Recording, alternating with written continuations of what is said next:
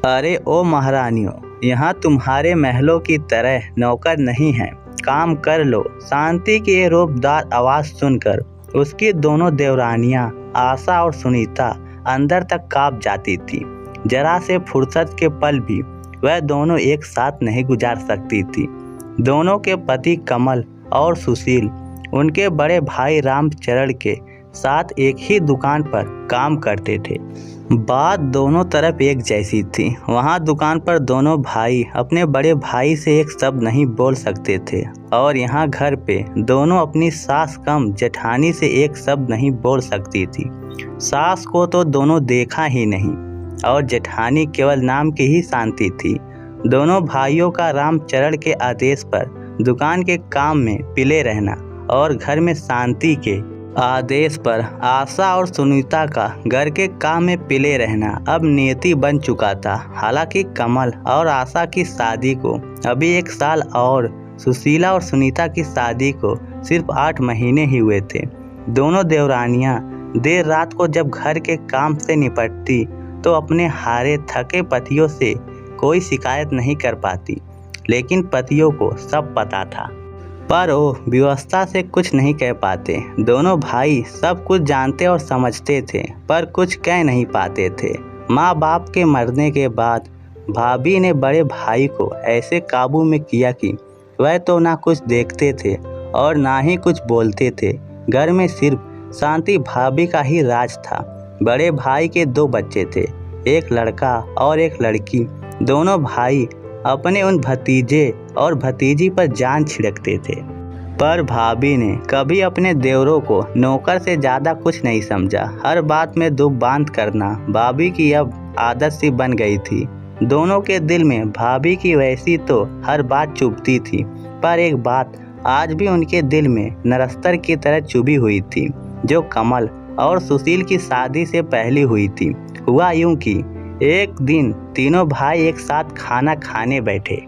भाभी ने पहले बड़े भाई को खूब देसी घी में चुपुड़ कर रोटियां खिलाई और जब कमल और सुशील खाना खाने बैठे तो देसी घी का डब्बा एक तरफ रख दिया और डालडा से रोटी चुपुड़ कर दोनों भाई को खिलाने लगी।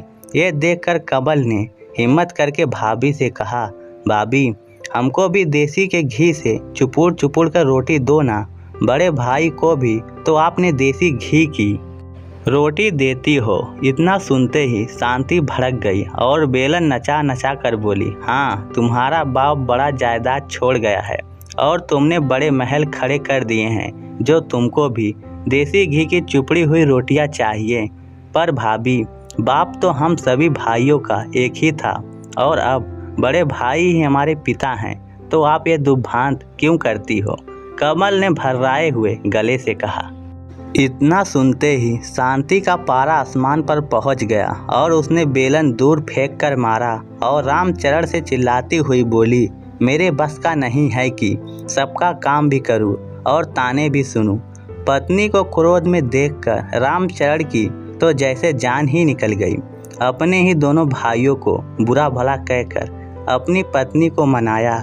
इस सब के बीच अपने भाइयों को देखने का भी ख्याल भी रामचरण के मन में नहीं आया। उस दिन दोनों भाई भूखे ही सो गए। समय बीता और कमल सुशील दोनों की शादी हो गई, लेकिन हालात जस के तस थे।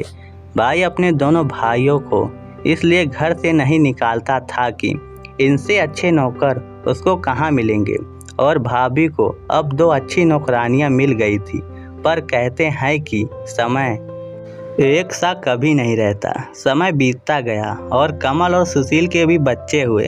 घर छोटा पड़ने का बहाना बनाकर शांति और रामचरण ने दोनों भाइयों को अलग कर दिया। दोनों भाइयों को खाली हाथ घर से निकाल दिया, पर दोनों भाइयों ने अपनी एकता को अटूट रखा और एक ऐसा घर लिया जहां वे दोनों अपने परिवार सहित रहने लगे। भाई के व्यवहार से भी दोनों का मन खट्टा हो गया और दोनों भाइयों ने अलग अलग नौकरी कर ली और सुखपूर्वक अपने परिवार में मगन रहने लगे। शांति खुश थी कि दोनों भाइयों को बिना कुछ दिए सब कुछ उसका हो गया। समय अपनी गति से चल रहा था। एक दिन रामचरण और शांति के बेटे का भी विवाह हो गया। शांति बड़े अरमानों से अपने बेटे के लिए बहू लेकर आई थी। शादी में बड़े भाई ने अपनी पत्नी प्रेम के चलते अपने दोनों छोटे भाई को न्योता नहीं दिया था। इधर कमल और सुशील ने अपने भाई भाभी से रिश्ता तो नहीं तोड़ा था, पर वह रिश्ता अब ऐसा था जैसे बिना खुशबू के फूल, लेकिन अपने किए कर्म सामने जरूर आते हैं। और ये शांति को जल्द ही पता लगने वाला था। समय ने करवट ली। रामचरण अब बीमार रहने लगा और ज़्यादातर घर पर ही रहता था। दुकान अब बेटे ने संभाल ली थी। एक दिन बेटा खाना खा रहा था और बहू बड़े प्यार से खूब घी चुपूड़ चुपूड़ कर अपने पति को रोटियां खिला रही थी। शांति रामचरण के पास बैठी हुई ये सब देख रही थी। बेटे के खाना खाने के बाद रामचरण खाना खा रहा था और शांति उसके साथ ही बैठी हुई थी। बहू रोटियां बनाकर रामचरण की थाली में रखती जा रही थी। रोटियां नाम मात्र की चुपड़ी हुई और जली जली सी बन रही थी। पर कहते हैं ना कि बंदर कितना भी बूढ़ा हो जाए गुड़क्की मारना नहीं छोड़ता। और इसी नीति के अनुसार शांति कड़क कर बहू से कहा, क्यों रे, ये रोटियां कैसे बना रही है? तेरी माँ ने क्या ऐसी ही रोटियां बनानी सिखाई है? बस इतना सुनना था कि बहू रानी रसोई से बेलन लहराती हुई आई और शांति पर बरस पड़ी। देखो सासू माँ, मेरी माँ पर मत जाना। और रही बात मेरी माँ ने क्या क्या सिखाया है, तो उन्होंने जो सिखाना था वह सिखा चुकी। अब मुझसे बात करो। और क्या हो गया जो जरा सी रोटी जल गई, खा लोगो तो कुछ तो हो नहीं जाएगा। जो सारा दिन भर अपना हाथ पेले रहता है, दुकान पर उसका ध्यान करूं या इनका जो सारे दिन घर में पड़े रहते हैं। रामचरण खाना बीच में ही छोड़कर अपने कमरे में चला गया। दूसरे कमरे में यह सब सुन रहे बेटे को चुप देखकर शांति बस भगवान से यही प्रार्थना कर रही थी कि हे दिन देखने से पहले मैं मर क्यों नहीं गई। एक मेरे देवर और देवरानियाँ थी जिन्होंने आंख उठाकर भी हम भैया भाभी को कभी नहीं देखा। जवाब देने की तो बात बहुत दूर रही और आज मेरी बहू ही। उस दिन के बाद शांति की आवाज़ तो जैसे चली ही गई। जैसा बहू और बेटा चला रहे थे उसी तरह ही जिंदगी को चलाने का शांति और रामचरण ने समझौता कर लिया। शांति की तानाशाही को अब विराम लग चुका था। शांति अब अपनी देवरानियों के बीच उपहास और दया का पात्र बन गई थी। घड़ी घड़ी पुरानी बातों में खो जाना अब उसकी आदत बन चुकी थी। तो दोस्तों, इस कहानी को लेकर आप क्या सोचते हैं? कमेंट करके हमें ज़रूर बताइएगा और हमारे चैनल को सब्सक्राइब ज़रूर कीजिएगा। धन्यवाद।